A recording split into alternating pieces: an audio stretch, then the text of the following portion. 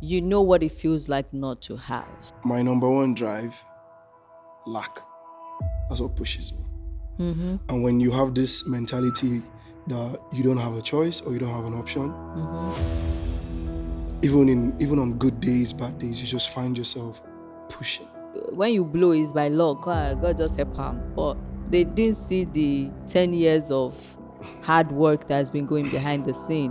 They know that. They're just trying to undermine the effort that you have put into getting to where you have gotten to. Absolutely. Pretty much. It's not like they don't know. I like to think everybody knows what they are doing and what they are saying. So someone who comes from nothing and someone that comes from something, if I have a business idea and you have a business idea, you will first me achieve your own very fast, undisputed. It's not my idea is living inside my head.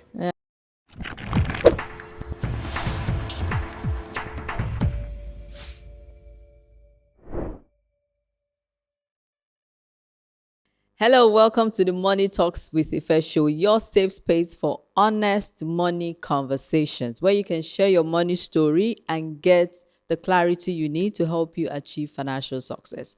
It's a pleasure to be here again, and as always, it's going to be fun. And with me here today, I have a multi-talented gentleman. Yeah, Mr. Eddie. I'll call him Eddie Walker.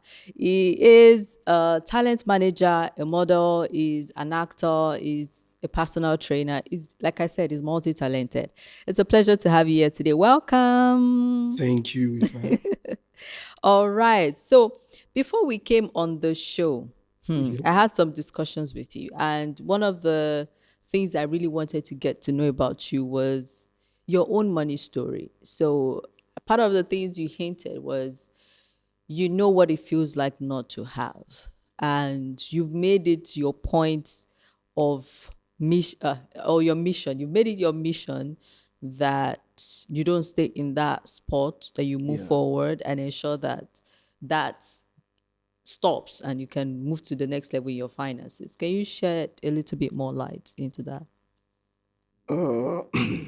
Basically, if I want to be honest, as I like to always be, I would say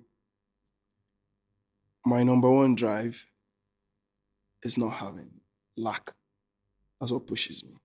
Okay. First of all, because I know what it feels like not to have something. And when you have this mentality that you don't have a choice or you don't have an option, even on good days, bad days, you just find yourself pushing. So that helps me to understand what I have to do to help myself acquire this financial discipline to be able to carry myself through making the type of money that I would want for myself and for my household. I see. So what you're saying is your experience with not having is a significant drive for you to keep up the hustling.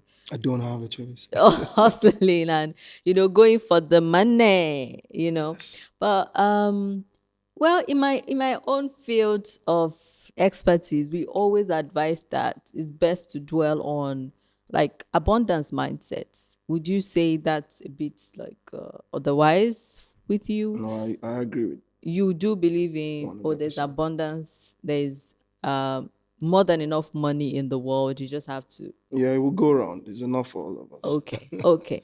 That's interesting. So, I do believe that the drive to work is always reciprocated by. Is that English even correct? Somebody should let me know in the comments. But they shout that reciprocity, right? With money. Like somebody says, I can't remember who, somebody I've read said, the harder I worked, the luckier I got. So people always think that, when you blow is by luck, God just help him. But they didn't see the 10 years of hard work that's been going behind the scene. Would you agree to that school of thought? I would not say luck. I would say grace. I like to use the word grace. And then one thing I know for sure, especially Nigerians, we like to throw words around, forgetting the significance of this word or the magnitude of the words that we're throwing around. So when you say it's just luck, like you just said now, it's not like they are throwing away your 10 years ago of you working your way to where they are meeting you now, your point of having what you have now. They know that. They're just trying to undermine the effort that you have put into getting to where you have gotten to. Absolutely. Pretty much. It's not like they don't know. I like to think everybody knows what they are doing and what they are saying.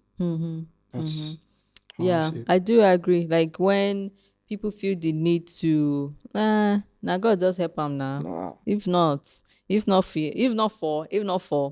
Now, another thing I base, because right now our conversation is leaning more towards money mindset and how it affects our financial journey. I particularly saw at the time of this recording, not too long ago, I saw a post by a lady I listened to, Ife, Diary of a Niger Girl, and she was talking about people having this victim or defeatist, how did they put that word, mindset, where you feel like, oh, the game is rigged, right? And the conversation about Nepo babies and Lapo Lapo babies have babies. been going on social media. And it just feels like people, the conversation is just like, oh, all these people that have made it. No, they had Papa Saleh, they had Godfather, they had one rich uncle or aunt. And the point of our post was using herself as an example that she came from quote unquote nothing, and she has built a multi-million dollar beauty brand, skincare brand now. So her point was, don't let your mindset just keep you stuck and just agree that, oh, the game is rigged against you. And I've seen another post about that. What's your take on that? Do you really think the game is rigged? Everybody should just go to their father's house, and if you don't have trust fund, if we're being honest, yeah, eh, let's throw sentiment aside. Life is always at an advantage to one person that you don't know or you probably know, and it's also at a disadvantage to another person. That's the law of nature. Nothing is equal. Nothing. yeah, even our Some people fingers. are privileged. Some people are even more privileged than the privileged person that you know, and some people are underprivileged. We cannot take away that fact. But then I like to say our mind is our greatest weapon. It's what you feed it. That's what generates the type of drive that you will have as an individual. So, because if you have a very low mindset, it's one thing to not have, and it's another thing to be willing to go chase something so that you may have sometime in the future. So you cannot take away that advantage. And somehow, I feel somehow when people who are privileged, they want to fall under the less privileged because they think it's a flex. I'm not telling you that I come from nothing because it's a flex. No, I'm trying to make a point. So someone who comes from nothing and someone that comes from something, if I have a business idea and you have a business idea, you go first me achieve your It's own not the very same thing. fast, undisputed. It's not Yeah. my idea is living inside my head, roaming. The proposals, everything is just there, Yeah. pending whenever I find someone who is willing to invest in me Invest. or my idea. But you, with your advantage, all you need to do is probably tell your dad, your mom, or whatsoever privilege that you have, and then you execute that plan. So, in my own opinion, they should be happy that they have that privilege, not trying to want to come down to the less privileged and say, no, I know me, I'm Lapo, or no, it's not an advantage. It's a Okay. very huge advantage to come Yes, from something. I agree. I agree. Welcome to the Money Talks with Ife show. Good afternoon. My Good name is afternoon. Esther. What's your name and where are you calling from? Oh, my name is Esther. I'm calling from Abuja. Pleasure to meet you, Esther. So share with us, what's your money story? Okay, so thank you, Ife. My money story is very tricky and dicey. So I'm the kind of person that works and then I get money. I can get a lot of money, as much as millions. And then in my head, before I get that money, I would have made up. So I'm going to save. I'm going to invest this. Maybe I'll restock job, but then I can have like 7 million naira. I will even end up saving like I say million. But As trust high me, as 7 million. yes, but I Okay. won't stop until I spend to the last. Now, I could get some things for I could have saved, but you see that money I saved, I will still go to touch it and I will spend it. Like the last money I had like 3M. That was just the space of April. April to now, as I'm doing now, I have 0 naira. Ask me what I did with it. I really can't give account. So most times I have this impulse buying. I can get to a supermarket, buy what is on my list and what is not on my budget. And when I get home, I start regretting it. It has happened times and times without number. So I don't even know. I'm exhausted. So there was a time I had to give my nephew some money. I'm like, when I ask you, don't give it to me. And then when I got really, really broke, I called him, I sent it. So I don't know if I need deliverance, but it's crazy. So I don't think Yeah. it's deliverance, Esther. I think there is a pattern somewhere that we need to spot. First, you said it's spontaneous spending. What exactly is taking your money? What is that spontaneous spending? What are you spending on? Okay, sometimes I clothes, sometimes I shop for I can just I have then I'm the too emotional. So if you have called me to tell me to send you money, if I don't have money, just trust me that when I have, I will send. Okay. Then I try to I get tired of my space easily. So I'm more of a I renovate the space within I get bored of like a pattern. So sometimes so even when I have the money, I can tell you, oh, I just want to renovate the house and just unnecessary thing. I think I picked some of it from my big sister, but the difference in myself and I is that she always has money. She's she's never been broke, but mine is different. I broke to the last. So even when like recently my dad sent me some money because I told him I was broke, and at the end of the day, do you know I didn't buy everything I needed. All the things I really needed to attend to with money, I didn't attend to it. I just ended up spending Okay. it. Yeah. Esther, thank you so much for sharing. So I'm going to share my some insights with you. Okay. One thing that is clear is you don't have financial discipline yet. That No, I is what don't. I'm sensing. And I don't know, sometimes it comes from your environment, maybe upbringing. There's something maybe still somewhere at the back of your mind that is affecting your habits. So, what we want to do with habits is you want to break the pattern. And you said you've tried locking up your. Have you tried locking up your savings? Let me not assume.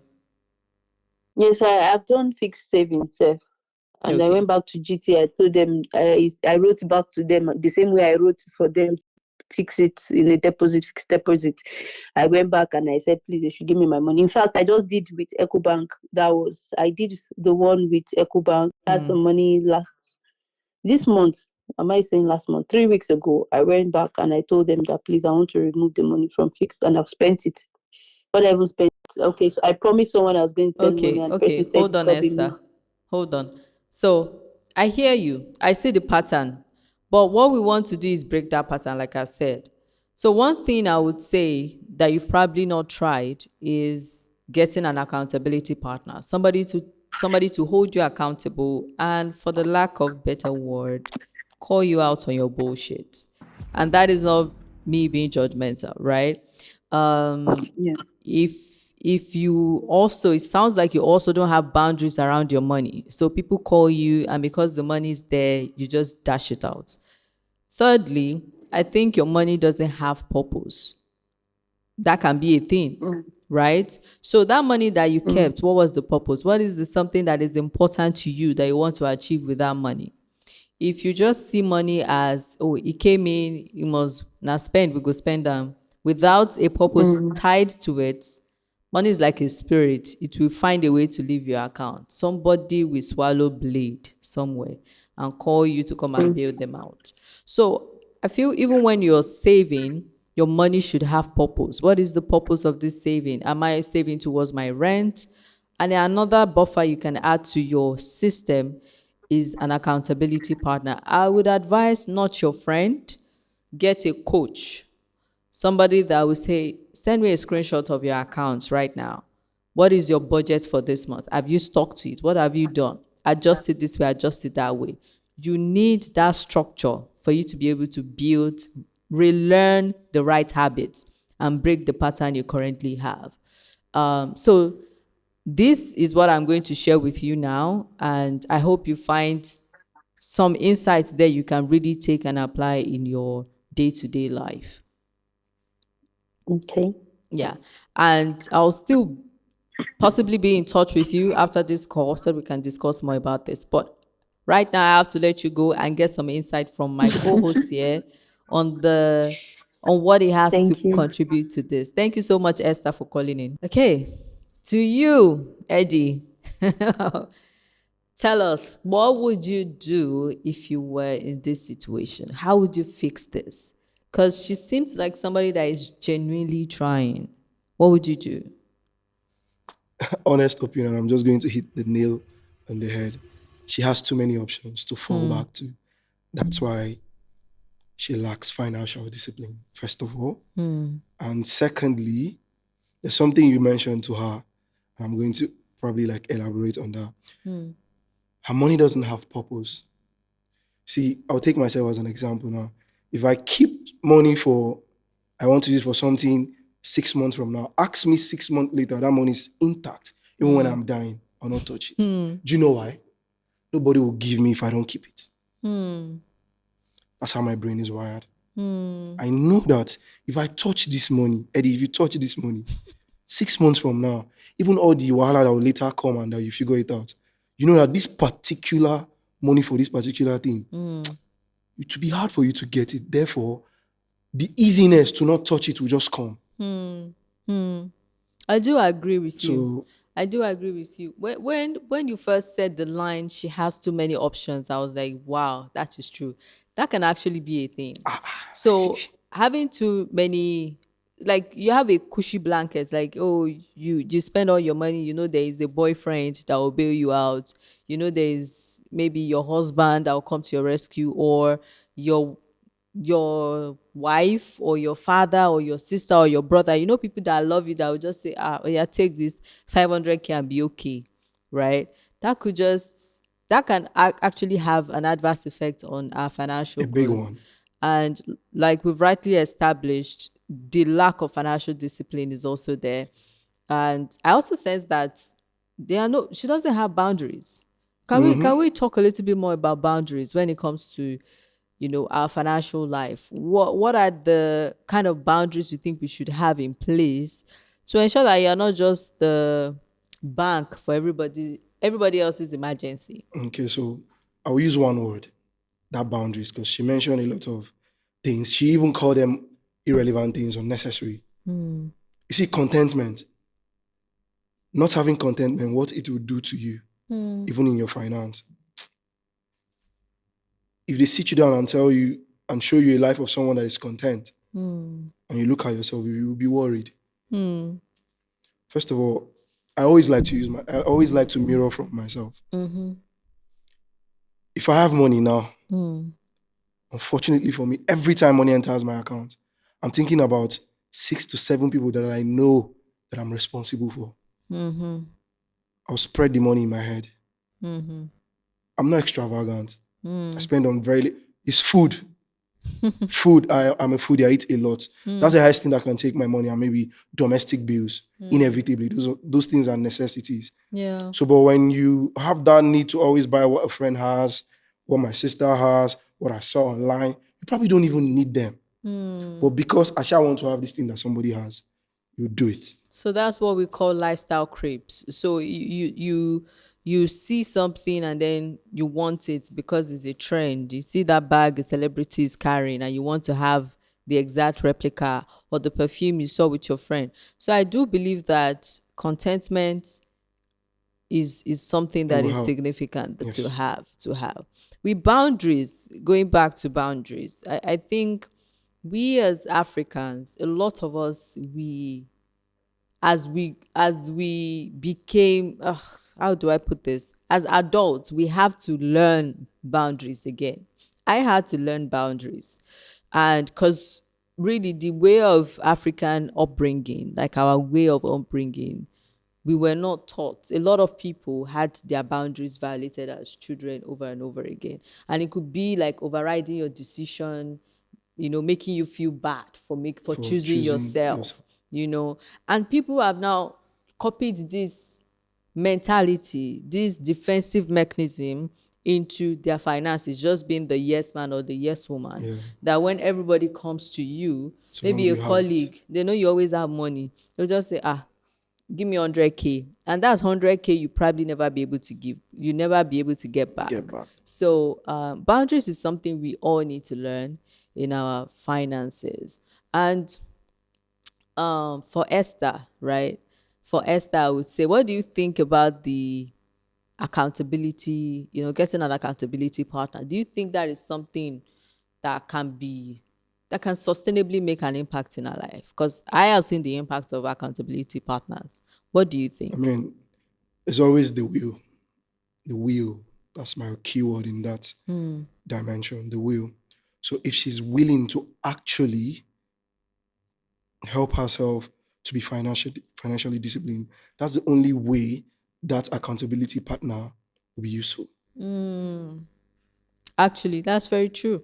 If she's not even willing to accept the help, She'll lie. She'll come up with stuffs. yeah, it's like when you're trying to help an addict and then they have one extra bottle under the bed or they have some eating something somewhere, so Exactly. I do get where you're coming from. So you have to be willing yourself to receive the help. Identify the problem. Take action through willingness. I did mention something to her that upbringing True. is I did not want to say the word. She's spoiled. no. Okay. Financially. Okay, yeah. But upbringing, what role do you think upbringing plays in our money mindset? Because when we are, as again, my field, when we are analyzing money mindset, we always look at two factors. We look at your verbal conditioning and your environmental conditioning. So verbal conditioning is basically the kind of words you heard about money growing up. Is money is not growing on tree. Do you think I'm made of money? All those kind of things build scarcity mindsets in a lot of people. And there are other people where is environmental conditioning. Maybe daddy and mommy, they're always fighting about money. Or maybe you saw maybe one of your parents be irresponsible about money, and that becomes the personality, the pattern you absorb. And if you don't do the internal work as an adult to break those patterns, it just becomes your thing. So what do you think about that? Your conditioning, environmental or verbal conditioning, do you think that is something people need to reflect on and just give themselves a check? Like, how has this affected me and my finances? I mean, like I said earlier on, if you're able to, you only know that you have a problem when you can identify it, first of all. So if you understand and see that, okay, I'm very bad with money, I spend irresponsibly. And then if we want to be honest now, and then we check your parents and they are not irresponsible with money. Some of these things might not be gotten from somewhere. It might be self-created pattern. Absolutely. So it's not all the time we say, okay, maybe from the house, the parent, or this, yada, yada, yada, all those things. So I would say in solution base, if someone like Esther now, for example, I'm sticking to that option, having too many options. That's where all of this thing is generating from. If she understands, people who have independent mindsets, they are very good with money. They spend money on only valuable things. So it is moral choices, values, the things you prioritize. That's where your money go to. So I think she should reflect on her values. What's more important in life? I think maybe, just maybe, Yeah. that may help. Yeah, we always say something that show me your bank accounts or bank statements and I'll tell you who you are, because your money would always reflect the kind of things that are important to you. So that is a good point there, and I agree with that. So I have completely enjoyed this conversation, and I hope that Same here. anyone that has a similar issue to Esther or is going through something similar can take some insights to learn and grow from this conversation and grow from it, become better. There is no guilt, there is no shame. Once you discover there is a problem, the next course of action should be, how can I fix it, right? And be willing to do the work. Working with people, I see that people sometimes fixing it might not be immediate. No. Maybe before you could never save up to 100K, but this month you're able to save 50K. That's progress. Be proud of yourself. Then you keep growing on that and building, relearning the right pattern and the right habits. So I hope you've learned something. I'm sure you've learned something. There's no hope there. I'm sure you've learned something. And it's been a wonderful conversation with you. So I have some questions to ask you. And I'm going to be firing them your way. Okay. So the first question is, do you remember the year you earned your first money? And what did you do with it?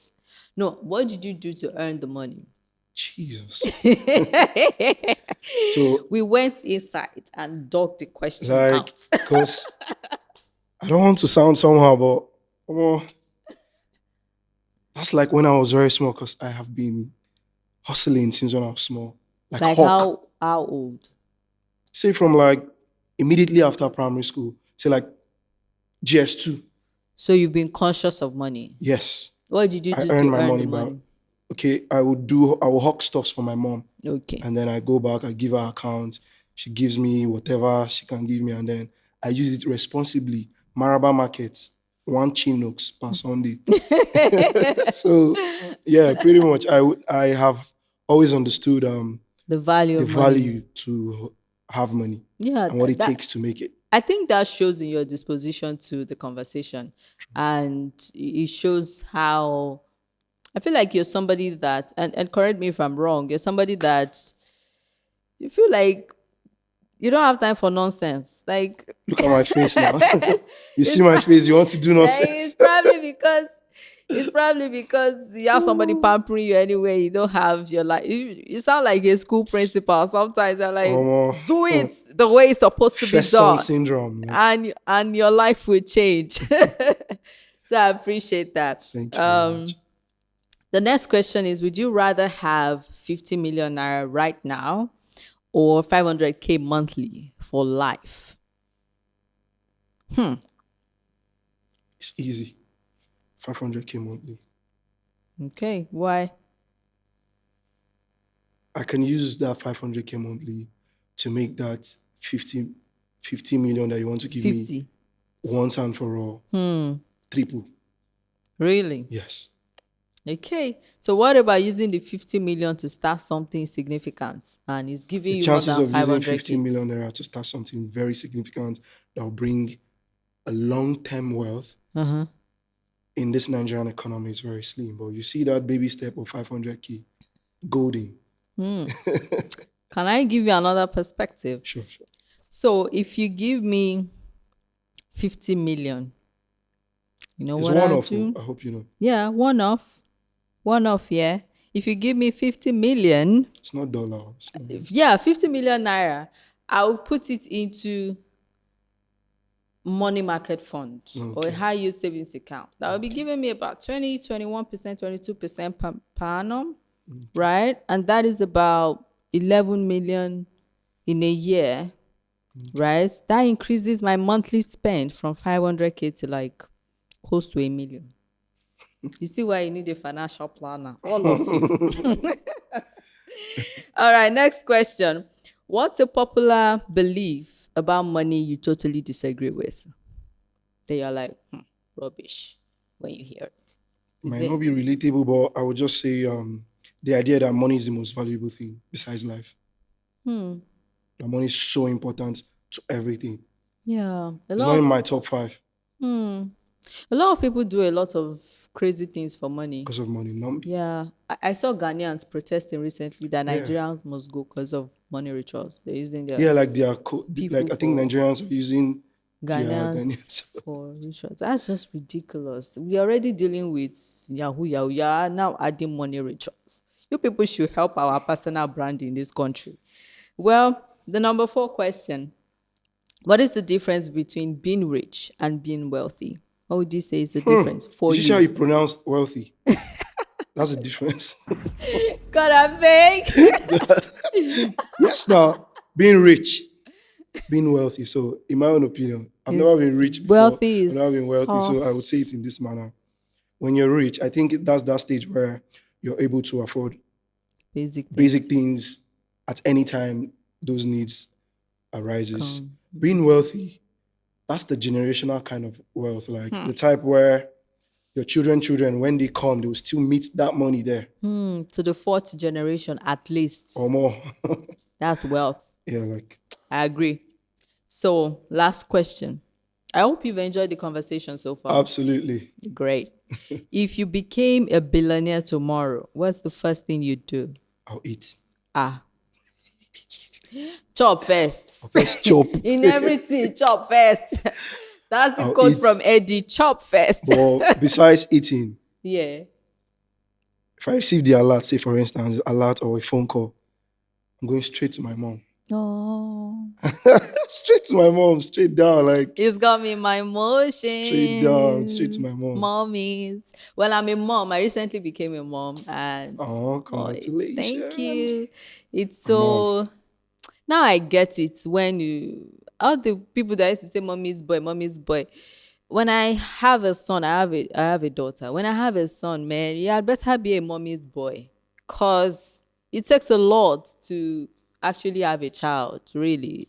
And to raise the child and care for the child and also mommy's girl, daddy's girl, whatever person you want to be. I don't think there should be any judgment around that going forward. Now that I've been through childbirth. It's out of your control, I promise. All right, it's been a wonderful, wonderful conversation. We do Thank have a you. token for you that we are going Oh, to be wow. sharing with you.